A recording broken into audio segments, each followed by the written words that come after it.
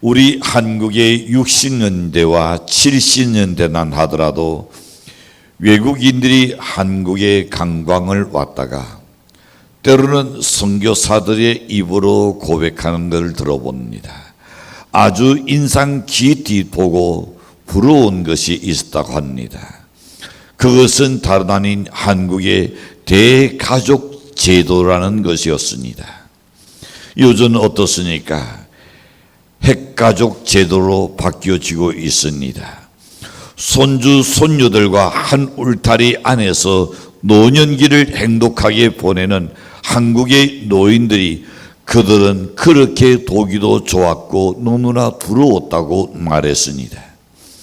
식당에서 자식들이 백발의 노부노를 놓시고 식사 안에서 봉양하는 그 광경을 보고 그 관광객들은 천국을 연상하며 돌아간다는 얘기까지 하곤 했었습니다. 양로원들이나 또 이 공원의 벤치에서 무료로 그날 보내야 하는 서구식의 노인들은 참으로 어찌 보면 외롭기 한이 없는 그들이 있기에 더욱더 한국 사람들의 대가족을 부러워하지 아니할 수 없었습니다. 그런데 오늘날은 어떻습니까? 서구의 눈명의 물결이 밀려와서 현대 문화를 이룬 것은 다행한 일이지만은 노인을 공경하는 윤리 도덕의 밑퉁을 깨뜨려버린 것은 대단히 유감인 줄로 여겨집니다. 우리는 우리의 이 귀한 미풍양속을 보존하고 더욱 널리 전해야 하려고 생각합니다. 어머니의 사랑은 닷귀에서 준 사랑이 아니고 아깝다고 생각하는 후회하는 그런 마음도 추호도 없을 겁니다. 일방적으로 쏟아주는 사랑이 어머니의 사랑이요 부모의 사랑입니다. 우리의 노는 다들 높고 사라지다는 우리의 모든 정신과 인격은 부모의 사랑을 놓고 자라나게 되어 있습니다. 인간이 세상에 태어나서 최초로 들어가는 학교가 있다는 어머니라는 그 사랑의 학교입니다. 어머니는 최초의 스승이요 우리의 최고의 스승이었습니다. 어머니의 얼굴은 우리의 교과서였습니다. 어머니의 누러본 우리들의 교실이었던 것을 생각해 봅니다. 어머니의 날씨는 다시 없는 날씨였고 때로는 우리에게 좋은 티타닉과 같았습니다. 어머니의 손끝은 우리들의 천국입니다. 이런 부모님을 행복하게 해드리는 것은 마땅한 도리라 그랬습니다. 그것이 옳으니라. 그것이 마땅한 도리라 그랬으니 그런데 그 부모의 행복은 아들, 딸이 결정합니다. 즉 내 부모가 지금 행복하냐 불행하냐 그거는 누가 결정한다고요? 누가 결정한다고요? 이 양반은 끝까지 자기 스타일대로 살라 그러나 아들, 딸이 내 부모를 행복하게 만들 것이냐 불행하게 만들 것이냐 자녀된 우리의 몫이란 말입니다. 생활비 효자돈을 꼬박꼬박 보내드리기도 합니다. 그것을 대단히 자랑스럽게 말하는 사람도 없잖아 있습니다. 그러나 부모의 행동은 돈만 가지고 해결되는 게 아닙니다. 나는 내 부모에게 꼬박꼬박 이렇게 보내드린다. 그걸로 다 했다고 생각하는 착각입니다. 나는 돈보다 전화 한 통이 부모의 마음을 더 즐겁게 해드릴 수도 있습니다. 지금은 이미 세상을 떠났고 그리고 그 자손들이 이미 널리 이사갔지만은 한 성도인이 이렇게 이야기했습니다. 그 자녀는 꼬박꼬박 생활비를 그의 부모님에게 드립니다. 아프는 병원에 놓으시고 가는 것 모든 걸 다 잘 합니다. 그러나 엄마의 나오는 늘 불편했습니다. 왜 그럴까요? 남들이 보는 그렇게 잘하는 것 같이 보이는데 그 언론인은 나에게 하소연했습니다. 차라리 돈을 안 줘도 좋으니까 지 성질대로 내한테 퍼붓지 않았으면 좋겠다. 뛰어든 소리입니다.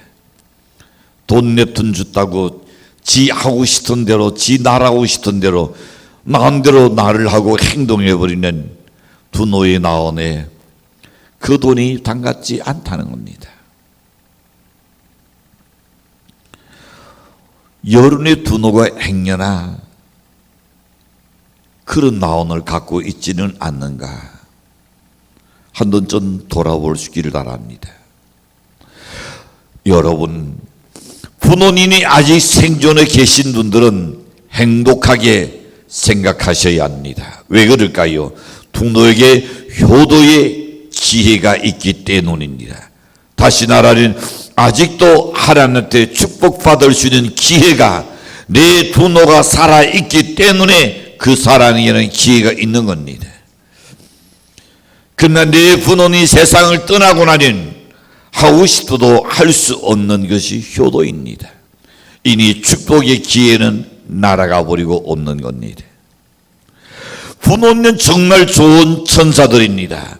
자식에게 최고의 이해와 양도와 그리고 좋은 점수를 주고 싶던 것이 두 노의 나원입니다. 자녀들이 조그만한 걸 해줘도 친구들에게 아주 큰 것을 자랑합니다. 그게 두 노의 나원입니다. 언제나 그분은 나의 편입니다. 세상 모든 사람에게 내가 인기가 없다 할지라도 부모는 나의 편인 줄로 믿습니다. 나의 작은 성공을 크게 자랑하십니다. 나의 허물을 감싸 주시느라고 애를 쓰는 것이 두 노의 나원입니다. 이런 두 노인이 살아계신다는 것은 하늘에서 내린 아직도 복인 줄로 믿습니다. 부모님이 생존하여 계실 때에 오르는 성신성의껏 효도할 수 있는 여론 되시기를 축복합니다. 하나님께서 모세를 통해서 10계명을 주셨습니다. 1계명부터 4계명까지는 인간이 하나님께 대한 계명입니다. 그러나 나머지 5계명부터 10계명까지 6개는 인간 상호간의 관계에 대한 계명입니다. 그러나 그 중에 첫 번째가 뭡니까? 내 부모를 어떻게 하라? 공경하라. 이 말씀은 하나님의 명령입니다. 해도 되고 안 해도 되는 것이 아닙니다. 인간 도덕의 최고복입니다. 효도는 하나님에 대한 믿음의 가르침입니다. 내 형편 따라가 아닙니다. 내가 조금 덜 쓰더라도, 내가 조금 덜 못 먹더라도 내 자식에게 내키는 것을 못 사주고 싼 거를 사주는 한이 있어도 나를 낳아주시고 나를 길러주신 부모에게 너는 효도해라. 그것이 곧 네가 잘 될 뿐 아니라 네 자식도 잘 되게 된다 그랬습니다. 부모에게 효도하는 자는 하나님을 섬기는 도리이고 그 도리에서 어긋나지 않습니다. 부모에게 두려워하는 자는 결코 하나님을 바로 섬길 수가 없습니다. 부모에게 여러분 효도하는 그 자가 교회에 와서 하나님께도 순종할 줄 알고 부모를 거역하는 자식은 하나님의 날씬에도 순종할 줄 모른다는 겁니다. 하나님께서는 효도하는 자녀에게 최고의 복을 허락했습니다. 그것은 뭡니까? 네가 땅에서 잘되고 장수하리라. 인간이 부모에게 효도한다는 것은 당연한 겁니다. 표창받을 것이 아닙니다. 당연한 일을 했을 뿐입니다. 그러나 하나님은 이 일에 축복까지 우리에게 주겠다고 약속하셨습니다. 2조 500년간은 유교가 정치의 중심지였습니다. 유교의 중심은 곧 충효였습니다. 나라에 충성하고 분노에게 효도하라는 것이었습니다. 이 훌륭한 전통은 생명력을 지니고 수많은 충신과 그리고 효자를 대출해내었던 겁니다. 그러나 내적 생명력을 상실하고 시대의 흐름과 함께 껍데기로 남는 때도 없잖아 있었습니다. 그 껍데기가 변질되었을 때에 충과 효의 사상은 분노에게로 다시금 돌아가서 놀러 돌아왔을까? 살아생전에는 잘할 생각하지 않고 돌아가신 이후에 제사상은 상다리가 부러지도록 뒤질대서라도 제사상을 차리는 것을 옵니다. 형식으로 전락해 버렸다는 겁니다. 성경의 가르치는 이렇게 형식화되고 피상적으로 효도하는 사상을 절대로 원치 않습니다. 내 분노가 살아생전에 내 분노에게 순종하고 내 언니를 기쁘게 드리고 그리고 효도할 것을 이야기합니다. 단순히 윤리로서의 효도가 아니라 본질적인 효도를 지적하고 있습니다. 예수님께서 친히 효도를 보여주셨습니다. 십자가 위에서 제자에게 보라 내 언론이니라. 예수님의 효신을 볼 수가 있습니다. 다시 말하면 하나님을 사랑하는 언론인을 자신의 언론이라고 삼았던 겁니다. 이것은 영적인 효도입니다. 단순히 육적으로 언론인을 사랑하는 것이 아니라 언론이 영혼을 사랑하는 영적인 효도를 그리스도는 친히 보여주셨던 겁니다. 근래는 모든 사람이 믿는 자, 안 믿는 자를 막론하고 분노에게 무관심하고 냉대하는 풍조가 너무 깊숙이 우리의 나온을 자리 잡고 있습니다. 현대는 진실과 사랑이 퇴색되어서 그 표준을 잃어버렸습니다. 불신과 미움과 갈등과 대립이 열병처럼 병들어서 점점 던져가는 그런 시대에 우리가 살고 있습니다. 진실을 원하나 통하지 않는 시대입니다. 사랑을 원하나 찾아볼 수 없는 시대가 되어버리고 말았습니다. 이렇게 되니 사람들의 이 나온과 나온에는 점점 쌓이는 것이 단이 점점 쌓여가고 있습니다. 진실을 토로하지 못하게 되어서 대화가 끊어지고 있습니다. 이런 상황에 부모와 자식 간에 또 이것이 점점 전개되어 가고 있다는 겁니다. 부모와 자식 간의 인정과 사랑과 진실의 물줄기가 끊어지고 지금내 나르고 어찌 보면 가시밭길 같은 관계가 되고 있지 않는가 말입니다. 옛날처럼 온 식구가 한 식탁에 앉아가지고 젊은이가 노인 부모에게 하루에 일과를 주고받는 일도 별로 없습니다. 이 젊은이들이 내 일과에 대해서 부모님이 알 필요가 있느냐? 안들 내 일과에 대해서 어떤 아무런 실이 되주지 못할 것이다. 부모는 여러분이 여러분 일과에 신이 되든 안 되든 그걸 원하는 것이 아닙니다. 하루 일과에 돌아와서 여러분의 그 대화해 주는 것 그걸 매우 기도하는 겁니다. 어떤 자식이 효자일까요? 부모님이 여러분에게 무슨 이야기를 하든 예 그래요 어머니 아이고 나으니 난이 속상했겠어요. 별것 아닌 것 같아도 어제 한 일 오늘 또 하더라도 엄마 한두 난 더 들었나 백돈이야 그 소리가 아닙니다. 언제든지 처음 듣는 것 같이 들어주는 겁니다. 부모에게 여러분에게 부모가 큰 것을 요구하지 않습니다. 여러분에게 힘겹게 지우기를 원치 않습니다. 그저 날 덫이 필요합니다. 들어주는 겁니다. 들을 때마다 새로 듣는 것처럼 연같이 나오늘 맞이해서 아이고 우리 엄마 참 속상했겠다. 이런 이 한마디에 부모는 위로를 받게 될 줄로 믿습니다. 현대인의 노인들은 고독합니다. 이 고독은 누울 것과 입을 것이 있다 해서 해소되는 것이 아닙니다.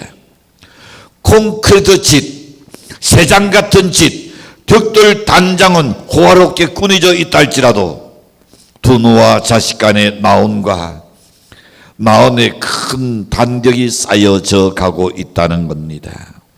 이 사회의 기본 단위가 어디 있습니까? 가정에서 이렇게 되니 사회도 마찬가지입니다. 정치와 정치의 제도는 잘 갖춰져 있지만은 그 제도를 지키는 사람은 극소수일 겁니다. 혼란과 부조리라는 구석구석에 꼬리를 지금 물고 있습니다. 정의를 두려워지나 양심의 도는 이미 상실해버린 때가 오랜 것 같습니다. 법 조문은 수천 조문으로 발달되었지만은 그 법을 지키는 양심은 사라져버렸다는 것입니다. 결국 현대 눈능이 사람들의 삶을 편리하게 만들었으나 사람들의 나오는 점점 어두워만 가고 있습니다. 문화는 세련됐지만은 사람들의 정신적 유산은 날로 황폐해가고 있는 겁니다. 육체는 살찌고 경제는 성장했을 줄 모르지만은 마음의 옷은 잘 입고 있지 못하고 속 살아는 지금 뛰어난 앙상하게 남아있는 현실입니다. 이런 상황에서 우리 믿는 자들은 어떻게 해야 다시금 부모와 자식 간의 사랑을 회복할 수 있을까요? 사랑은 크게 세 가지로 관계를 맺고 있습니다. 하나님과 관계입니다. 두 번째는 사람과의 관계입니다. 세 번째는 자연과의 관계입니다. 사람은 하나님과 사람과의 관계를 모두 성실히 수행해 나가야 합니다. 자연과의 관계에서 사랑하고 즐겨야 할 줄로 생각합니다. 사람과의 관계에서 부모에 대한 자녀의 태도에 대하여 말씀하여 주시는 것이 바로 오늘 본문에서 자녀들아 내 부모를 주 안에서 순종하라 이것이 옳으니라. 내 아버지와 어머니를 공경하라 이것이 약속이 있는 첫 계명이니 이는 네가 잘되고 땅에서 장수하리라. 부모는 세상의 모든 사람 중에서 제일 먼저 만난 분이 부모입니다. 우리 부모님을 사랑하고 공경해야 할 줄로 마땅합니다. 부모와 자녀 간의 올바른 관계가 맺어가면 가정이 화목합니다. 행복해지는 겁니다. 올바른 관계가 맺어지지 아니하는 그 가정은 부패해지고 날 것입니다. 우리는 어떻게 부모를 공경해야 할까요? 첫 번째 생각해 봅니다. 주 안에서 순종함으로 공경해야 합니다. 에베소 6장 1절에서 그덧 이렇게 말씀합니다. 자녀들아 주 안에서 너희 부모에게 순종하라 이것이 옳으니라. 이렇게는 읽으니까 난의 날같이 읽어요. 자녀들아 여기에 연애 이름 넣어가지고 한번 읽어봅시다. 시작.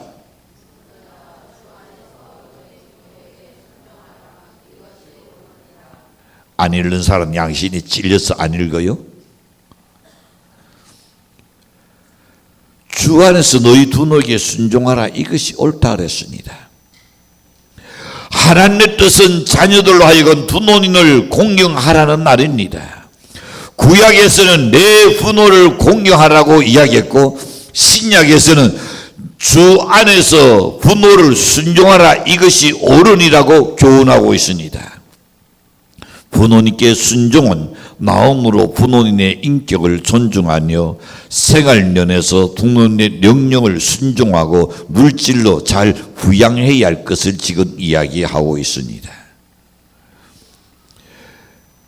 여러분의 자식이 그렇게 귀하다면 여러분의 부모님 또한 여러분을 그렇게 귀하게 생각했었습니다. 여러분의 입에 들어갈 것 안 먹고 엄마를 쳐다보고 있으니 자녀에게 더 녹이듯이 여러분의 부모님이 그렇게 여러분을 길렀습니다. 부모님께 순종은 마음으로 부모님의 인격을 존중해야 하는 줄로 믿습니다. 부모님의 사랑이 우리를 위해서 치른 희생을 생각해 보십시오. 그 은혜를 무엇으로 우리가 갚을 수 있겠습니까? 섹스피어가 한 이야기가 있습니다. 한번 같이 읽겠습니다. 시작. 간사할 줄 모르는 무례한 자녀는 내 살아난 죄하고는 나 전부 독사 이빨 가진 것 같아. 간사할 줄 모르는 무례한 자녀는 독사의 이빨보다 더 예리하다. 일리는 말입니다. 성경은 분노를 공유하는 문제에 관하여 강력하게 말합니다. 출애굽기 21장 15절 시작. 그 다음 또 열어주세요. 17절 시작.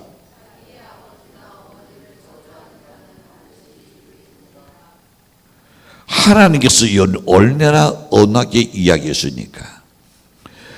자기 어머니나 자기 아비를 저주한 자는 반드시 죽여버리라.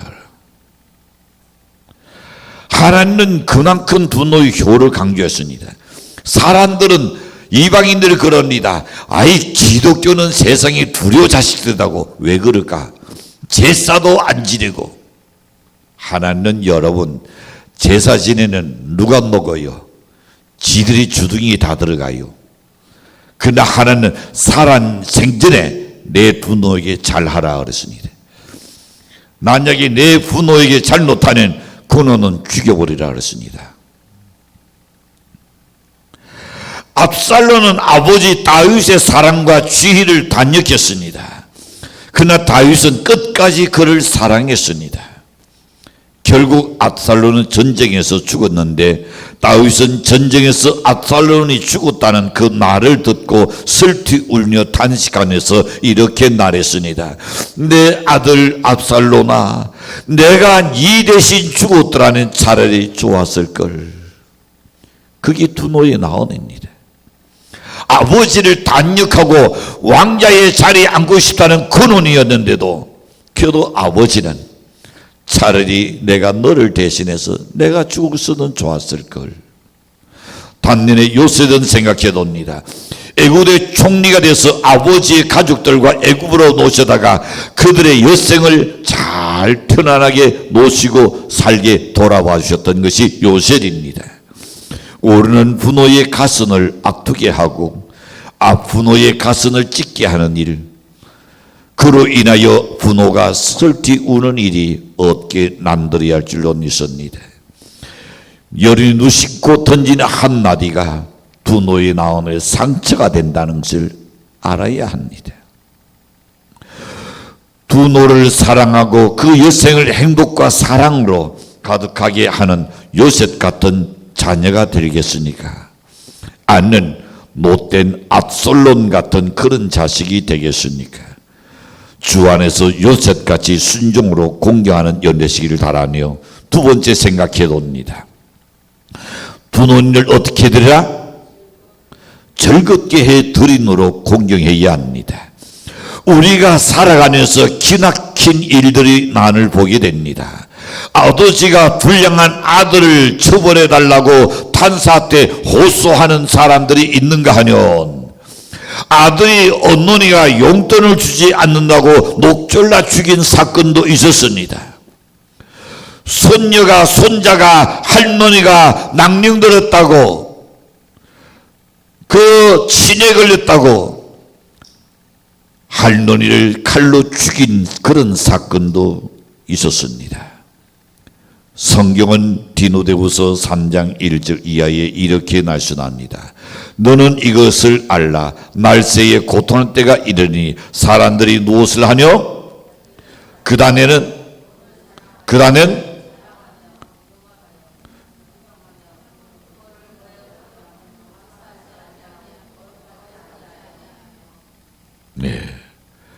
날세의 징조에 대해서 이야기하고 있습니다. 너 자기를 사랑하고 얼마나 요즘 개인주의입니까? 이기주의입니까? 그리고 돈을 사랑하며 교날하며 비방하며 분노에 거역하며 분노에 대한 간사도 모르다. 이 시대를 이야기합니다. 하나님께서 인간을 창조하시고 사람들로 하여금 생육하고 번성하도록 하셨습니다.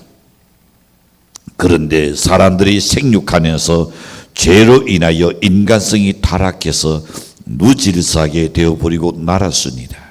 농경사에서 가치관은 인간성과 도덕이었습니다. 그때는 분노는 하나의 신의 상징입니다. 절대적인 분이었습니다. 그러나 지금은 어떻습니까? 정신적 가치보다는 물질적 가치를 더 중요하게 생각하며 도덕적 타락을 가져오고 있는 것을 봅니다. 그러나 자녀는 분노의 나온을 즐겁게 들어야 합니다. 분노를 즐겁게 하는 길은 그 교훈에 순종하는 거다 그랬습니다.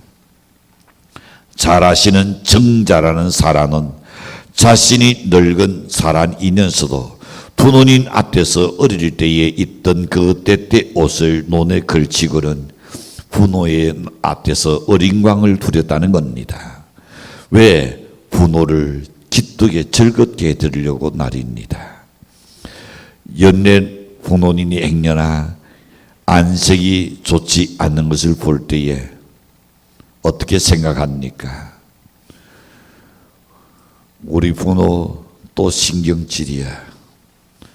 또 그 병이 도져서 혹시나 그렇게 생각하지 않습니까? 아니면 부모님이 어디에 나오니 상하실까? 너 때문에 저렇게 지금 신기가 불편할까? 다가가서 어머니 오늘 무슨 일이 있었어요? 아니야 괜찮아. 어머니 얼굴에 벌써 다 티가 나는데요. 그래서 분노가 입을 열어서 그것을 시원하게 날하게 만들어주는 자식이 효자인 줄로 생각합니다. 분노를 즐겁게 드려야 합니다. 아멘. 분노를 즐겁게 드린 것이 자식의 도리입니다. 마지막으로 생각해 봅니다. 부모님을 잘 보살펴 드림으로 공경해야 합니다. 오늘날 가장 심각한 문제는 뭡니까? 부모님이 신이 없고, 아니 부모님이 신이 있고, 그리고 부모님 능력이 있을 때는 잘 해드리려고 애를 씁니다. 그러나 부모가 신이 없고 병약해졌을 때에 잘못하는 경우들이 많이 있죠. 오죽하면 연세 많으신 부모님들이 하는 말이 있습니다. 야, 네가 죽기 전에는 절대로 돈을 유산을 주지 말아라. 주는 그날에 자식 얼굴 보기가 어렵다. 얼마나 많이 당했으니 이것이 구전을 통해서 이렇게 내려올까요? 나 연애 친구들, 나이 드신 분들 보실 겁니다. 물질에 여유가 있을 때는 이대 혀가 닳도록 어머니 그럽니다. 그러나 그들이 가진 것을, 부모가 가진 것을 어느 정도 다 떼었고 더 이상 나올 것이 없다고 여겨지는 부모가 찾아낸 어머나 오늘 시간이 없는데요. 오늘 다른 약속이 있는데요. 점점 멀어지는 것이 정말로 안타까운 현실입니다. 가장 심각한 사회 문제 중에 하나가 부모님이 늙고 병약해졌을 때에 어떻게 해야 하는 문제입니다. 한때는 이방의 어떤 민족들은 늙은 부모님을 고려장시켰던 사건이 있습니다. 우리나라는 갈 곳 없어서 양로원에 가는 경우가 많습니다. 부모님 늙고 덕이 들면 자녀들이 그것을 진으로 생각합니다. 자녀들이 부모님 노시기를 꺼려합니다. 그래서 유로 양로원에 가고 싶어도 형편이 안 돼서 가지 못하는 부모도 있다고 그러죠. 그래서 때로는 중년 때부터 양로원에 들어갈 준비를 하는 사람들도 꽤나 많이 있다는 이야기를 들어봅니다. 그것이 정당한 것은 아닙니다. 그만큼 사회가, 그만큼 지금 가족이, 그만큼 자녀들이 문제가 많다는 걸 이야기합니다. 우리 부모님들은 우리에게 잘못이 있어도 변함없이 사랑해 주셨습니다. 자녀들은 노경에 부모님을 잘 보살펴 드려서 공경해야 합니다. 자녀들이 두 노를 탈로 안아 드려야 할 그런 경우가 있다면 그 탈로 우리를 안아주셨던 그때를 기억하는 연 되시기를 바랍니다. 그 탈로 여러분을 거두셨습니다. 나의 부모님께 숟가락으로 음식을 먹여야 할 때가 그런 때가 있다면 부모님이 우리를 먹여줬다는 그때를 기억하시기를 바랍니다. 내 부모가 나에게 음식을 먹여주지 않았더라면 오늘의 내가 있을 수 없다는 것을 생각해야 합니다. 옷을 입혀드려야 할 그런 경우가 있다면 부모님이 우리의 옷 입혀줬던 것을 생각하며 마땅히 해야 할 일인 줄로 믿습니다. 고운 옷을 입히고 어머님께서 절구하셨다면 여러분께서 부모님께 좋은 것, 고운 것을 사다 입혀드리고 함께 기도하며 절구해 볼 수 있는 연대시기를 간절히 바랍니다. 또한 우리 부모님에게 필요한 것을 제공해 드려야 할 경우에라면 우리를 위해서 모든 것을 아낌없이 주었던 것을 기억해야 합니다. 자녀들은 부모님을 잘 보살펴 드리노로 공경해야 합니다. 때로는 필요를 채워 드리노로 공경해야 할 줄로 믿습니다. 부모님 공경의 길은 주 안에서 순종하는 길입니다. 즐겁게 해 드리는 길입니다. 잘 보살펴 드려야 한다는 것을 잊지 않는 연대실 주인으로 간절히 축복합니다. 기도합니다. 사랑의